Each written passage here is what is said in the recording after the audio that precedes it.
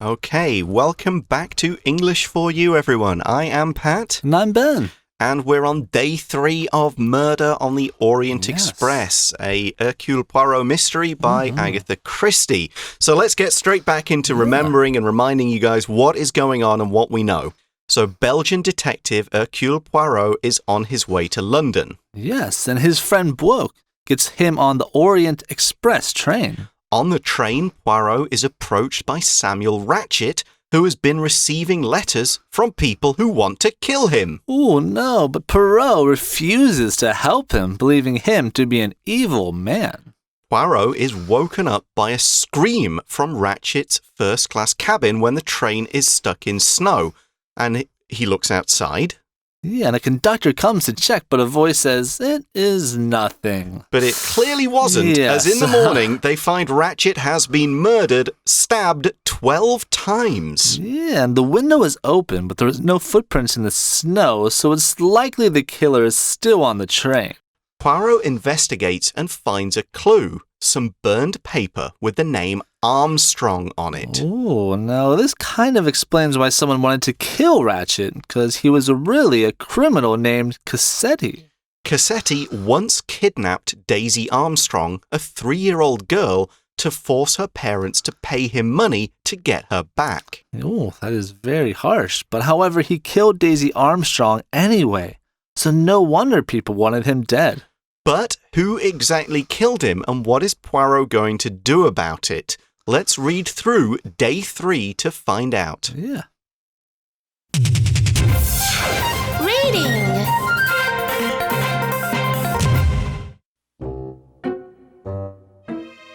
Murder on the Orient Express. Over the past few days, Poirot has met several interesting characters aboard the Orient Express. They all have perfectly good reasons for why they couldn't have murdered Cassetti, and the evidence against them doesn't add up. Poirot gathers everyone together, telling them he has important information about who committed the crime.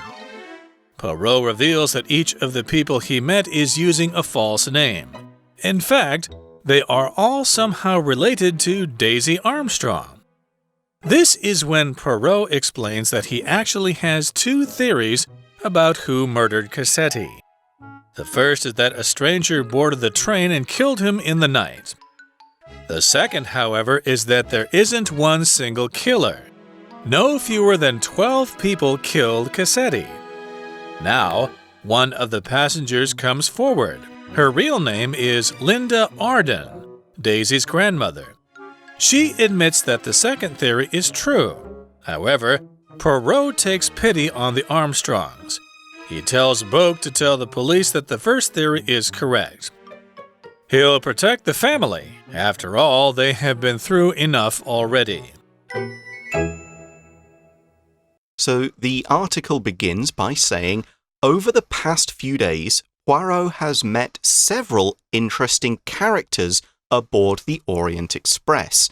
Now, here, when we say character, we could use the word to mean a made-up person in a story, but we can also use the word character to mean even a real person who is kind of interesting in a way. They've got an interesting or unusual personality. They stand out as being a bit different from your average person. Yeah. So we could say, oh yeah, that person, he's an interesting character. She's an interesting character. Exactly. And that can work in real life. We don't just mean people in stories. So here in our sentence, it's a bit of both. Like, these are characters in a story, but they're also interesting and unusual people who stand out. Yes. So Poirot has done a lot of interviews. We kind of don't cover who all these people are and what their stories are, but he's talked to them all and he's found out a lot of interesting information. Oh, now that's really interesting because a lot of interesting characters. We have to find out the clues and see and say who says what and see how to solve this murder. So let's look at the article. Now, they all have perfectly good reasons for why they couldn't have murdered Cassetti, and the evidence against them does not add up. Yeah. That's interesting. Everyone has a different story. Yeah, and they all seem, I couldn't because I was asleep, or I couldn't because this person saw me here, or I was playing cards with this guy in his cabin, and, we couldn't have gone out, everyone would have known, and this person couldn't have walked past me, all of this kind of stuff. Yeah, are they telling a truth or a lie? We just really don't know. Yeah, but anyway, we have another word we just heard called evidence. Now, this is the fact, sign, or objects that prove that something usually bad has happened, such as a murder. Now, these can be blood on a shirt, footprints, or video footage. Now, evidence is something that we can see that helps us figure out something, and how we can figure out what went wrong. Yeah, an important difference between evidence and proof. Evidence is just facts, and it could show one thing or another thing, depending on how you kind of interpret it. But proof is like, no, 100%, this means that happened. So evidence can be proof, but it might not be. So here we see Poirot gathers everyone together, telling them he has important information about who committed the crime. In other words, he's had a think, he's used what he calls his little grey cells, his kind of brain power, and he's worked it out, and he gathers everyone together. To gather means to collect a group of things from many places and put them together in the same place. For example, you could gather facts for a report and then put them all in your report. Now here, he's telling everyone, all the passengers in this part of the train, everyone come together probably to like the dining room at the same time. Very smart. Yeah, this happens a lot in Poirot stories at the end of the book. Like he gets all the different people together and they say, everyone come here and I will explain the whole thing to everyone who's listening. It's kind of we call it a plot device. It's something that happens in a lot of detective stories when all the suspects are together and the detective explains everything. So here's another example. The mother gathered up all the children's toys, which were all over the house, and put them in a box. All right, now going back a little bit, we heard this word commit. It's a verb. Now it means to do. Now specifically something bad. He committed something. Yeah, so we can commit a crime or do something bad like in a basketball game, sports for example. If you mess up, you commit an error, which works for baseball as well. So all in all, it means to do something not good. Yeah. Here's an example sentence. The whole town was happy to learn that the person who committed the murder was captured. Yep. So we often use this verb is a good collocation with crime. We always say commit a crime. We don't really say do a crime. That's not really that formal as English. But if you use the word commit and crime, that's the best way to pair it up. So here we go. This is the solution. Poirot reveals dun, dun, dun, that each of the people he met is using a false name. Dun, dun, dun. So the names they've given, I am Mr. So-and-so, I'm Captain or Count or whoever they say they are not telling the truth about their names. They've faked their names in order to get on this train all at the same time. Wow. Very interesting. They might have done this together. Exactly. There's not just one with a false name. It's all of them. All of them, yeah. So in the article, in fact, they are all somehow related to Daisy Armstrong. Dun, dun, dun. No way. Yeah, so let's dig a little deeper into this. Yeah. So somehow, it's an adverb. Now this means in a curious manner, something has occurred. Now, we can't really say or explain why or how, but somehow everything happens and it's for the same time. Yeah. So here's an example sentence. The basketball player somehow made this shot without even looking. Cool. Yeah. So we don't know how he did it. It just happened. There you go. It happened and we saw it. So here he says that all these people, all these groups of passengers are somehow related to Daisy Armstrong. Now, the word or the phrase related to means connected to in some way. There's a connection between these people. Now, we often use it to mean people are in the same family. For example, I could say, Tiger Woods and I have the same last name, but we're not related to each other. Sure. Surprise there for everyone. But yeah, in this case, we mean all the people on the train have a connection to Daisy Armstrong. Some of them are actually her family members, as we will see. Others are friends of the family. They are people who worked for the Armstrongs. One of them is, in fact, a detective hired by the Armstrongs. They're other people like that. But they all have a connection to the Armstrong family, whether that's a family connection, a work connection, some kind of professional or personal connection. So they are related to them. Yeah, it's very interesting there. Yeah, so the article says this is when Perot explains that he actually has two theories about who murdered Cassetti. Okay, so he says it's either theory 1 or theory 2. So maybe he hasn't worked it out himself. Yeah. Let's read on. So the first theory, the first idea, is that a stranger, so someone who's not in this group, boarded the train and killed him in the night. You know, somehow, using that adverb from earlier, somehow another person, nobody we've met so far, got on the train, killed Cassetti, and then kind of escaped, disappeared, somehow got away onto another part of the train or got away through the snow without leaving too many traces.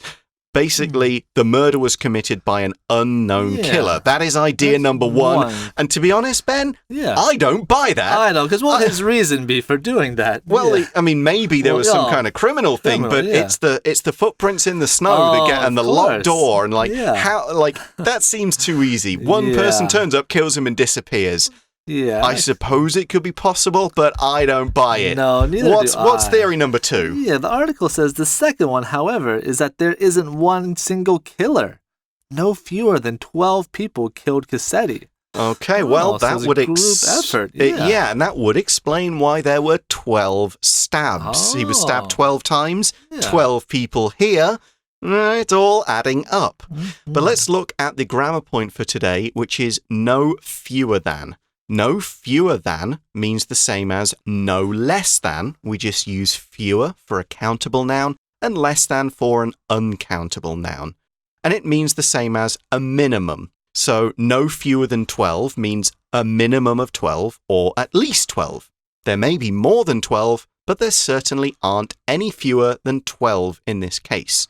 We use expressions like no fewer than, no less than, and no more than to give a number when we're not sure of the exact amount or number, but we do know the kind of minimum and maximum. We know that it can't be more than this or less than this. We sort of know it's within these possibilities. For example, if I want to spend no more than 250 NT dollars on my lunch, then 250 is the most I'll spend, but I could quite happily spend less. Here's another example. To pass this test, you must get a score of no less than 50%, so at least 50%. Here's another one with no more than. Anything you bring on the plane should weigh no more than 5 kilograms. So in that case, that's the maximum amount, but less is fine. Here's another one using no fewer. To open this English class, it must have no fewer than 8 students in it. So that's saying 8 is the minimum. Without 8 students, the class can't start. Okay, so these are the two ideas. We've got number 1, it was a stranger. No one knows. The stranger's gone. Case is closed. Number 2, 12 people did it. Whoa. All of you people. Wow, that is very interesting. I did not know how that could have happened. Yeah, let's dig a little deeper. Now, in the article, one of the passengers comes forward. Now, let's take a look at passenger. It's a noun. It's a person on a plane, train, or a car. Now, a passenger is someone sitting on a moving transportation.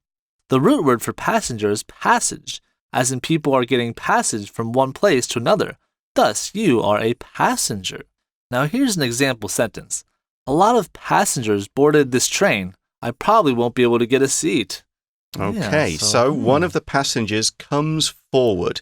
Now, this phrasal verb has kind of got two meanings, but here we're using it to mean to declare that you know some information about something and you are prepared to share that information. Now, it could involve the second meaning of the phrase, which is the physical action of actually stepping forward. But here we're using it to kind of mean to volunteer information, to tell somebody what you saw. For example, if there's a crime, the police might ask for a witness who heard or saw something to come forward. which mean that they want to talk to the witness. They want the witness to tell them what they saw or what they heard. So basically, a passenger says, like, all right, I'll talk. I will tell you what's going on. Yeah. Now, in the article, her real name is Linda Arden. It's Daisy's grandmother. Dun, dun, dun. Okay. So we have Daisy Armstrong's grandmother is one of these people. We said they were all related to Daisy. So we have her grandma is one of the people on the train. Now, in the book, it says that she's actually a famous actress. And during the train journey, she was pretending to be an old Russian noblewoman. Otherwise, I guess a lot of people would have recognized her. But she is, in fact, Daisy's grandmother. And as we see in the article, she admits that the second theory is true. So she's saying, yes, you're right, Poirot. We all killed Cassetti. We got together and we did it. So the word admit means to declare that something is true. And we usually use it to mean either something bad or something that we want to keep secret. So you could admit to making a mistake, admit to doing something wrong, and maybe even admit that you have romantic feelings for someone. You're like, okay, yeah, it's true. I kind of like her. I admit it, I do. Exactly. So here's another example. In the end, the boy admitted that he had taken money from his mother's purse. He said, yes, I'm sorry, I did it. So, yeah, now we find out all these people are connected, even the train conductor. Oh, Would you believe that? The train No conductor is actually in on this as well. He was a friend of the Armstrong family. So even the guy who worked on the train, and because of that, because they had that guy, they were able to set it all up so that all these people were on the one carriage. At the same time. Exactly, at the same time, and that they could use the doors and use the keys, and everybody would be able to get their story right, and so no one would know what happened. So really, what kind of went wrong here was was when Monsieur Book got Poirot on the train. They didn't expect that, they didn't expect this final carriage to be filled by some other guy. Yeah. Otherwise, they would have had a completely, nothing. They would have got away with it. They would have got it. They would have got away with it. Nobody would have realized what's going on. So, Poirot has got the solution. You all did it. You all stabbed him. Everybody stabbed him once. Yes. But what happens next? Yeah, in the article, however, Poirot takes pity on the Armstrong. Now, that brings us to pity. It's a noun. Now, pity means to feel slightly sad or sorry for something or someone. Now, you could say it as a pity that my favorite team didn't win the game. Someone saying like, oh, well. Now, to take pity on someone means to feel sorry for someone. For example, we could say, he took pity on the man after his dog died. This means to really feel sorry and feel sad for the other person. So here's an example sentence. I felt great pity for the family that just lost their house to the fire. Yep, we can use pity as a verb as well. You can pity someone, that's feel it, but here, of course, it's a noun. Yeah. And we often use it in, as Ben said, the phrase, take pity on someone. So, Poirot takes pity, says, I understand why you did it. This young girl was killed, the criminal was here, you kind of got him, and you wanted your justice. So, Poirot, who we see in the article, he tells Book to tell the police that the first theory is correct. So he says, here, tell everyone it was a stranger. That's what happened. Yeah, and the article says he'll protect the family. After all, they have been through enough already. So that's very nice what he did. He'll protect the family to make sure that they're still okay. Yep, he won't tell them the secret. He won't kind of say, all right, all of these people are guilty. They're all murderers. They're all criminals. No, he will say, no, it was a stranger. An unknown man did it. I couldn't solve the crime. The killers got away. Nothing we can do. Okay, so that brings us to the end of the story. That is the solution to this very famous mystery crime. Hopefully we haven't spoiled it for you. If you read the book or watch the film, you will now know the final kind of ending of it. But I encourage you to read it anyway because it's still a really good detective story. And that brings us to the end of today's article. So let's go to today's For You chat question.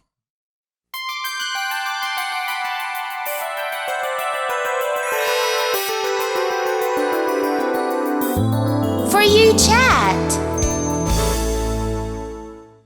Alright, so here's our chat question for the day.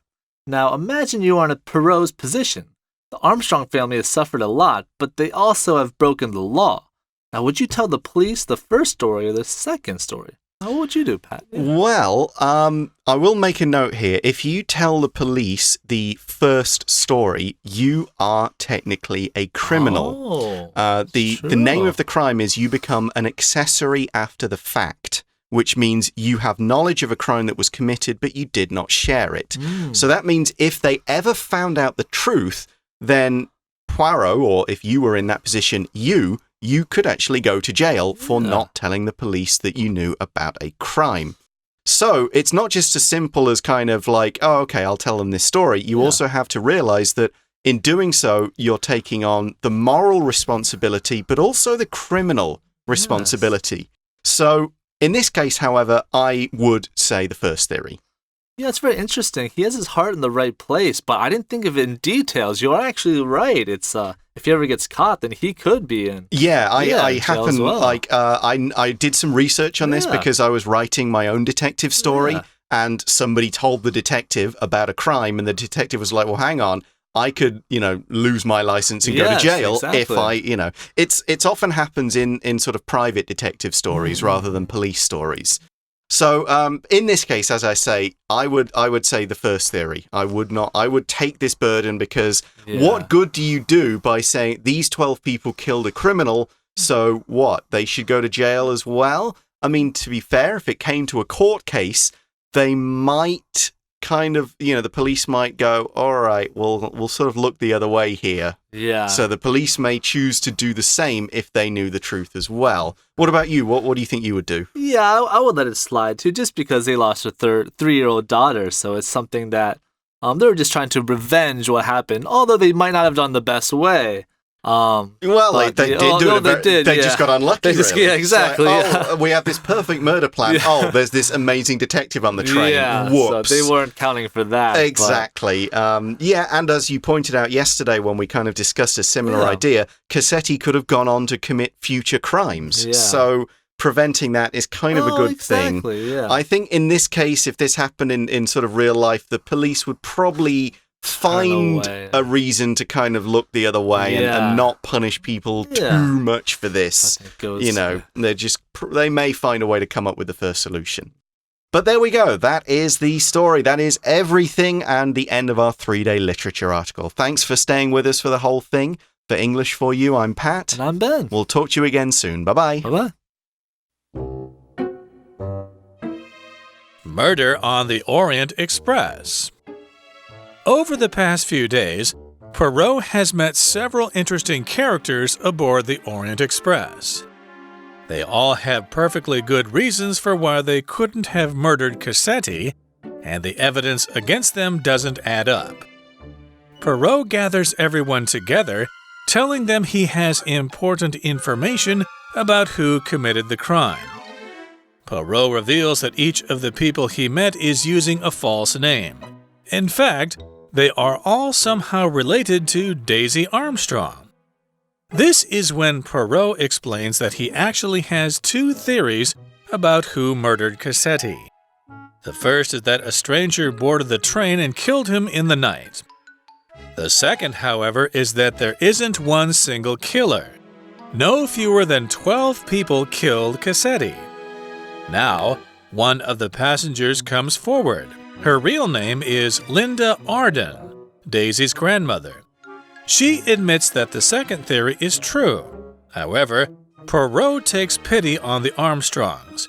He tells Bogue to tell the police that the first theory is correct. He'll protect the family. After all, they have been through enough already.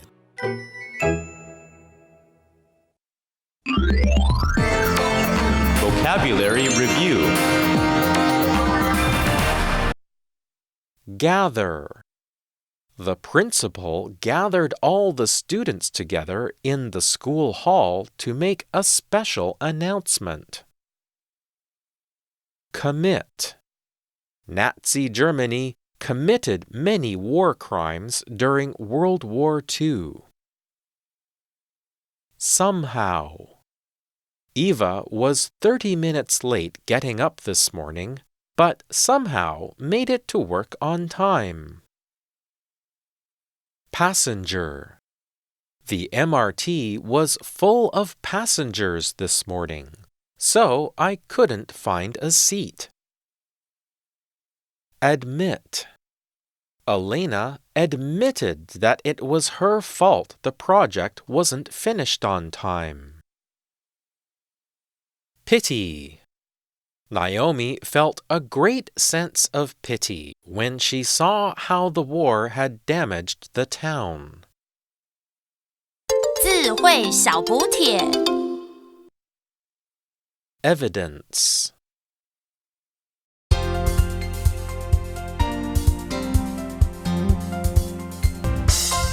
以上节目是由活用空中美语制作，活用空中美语杂志，请洽询全国各大书店。如欲索取试听教材，请来电02-2364-4000 02-2364-4000，或上网查询，网址是 www.english4u.net www.english4u.net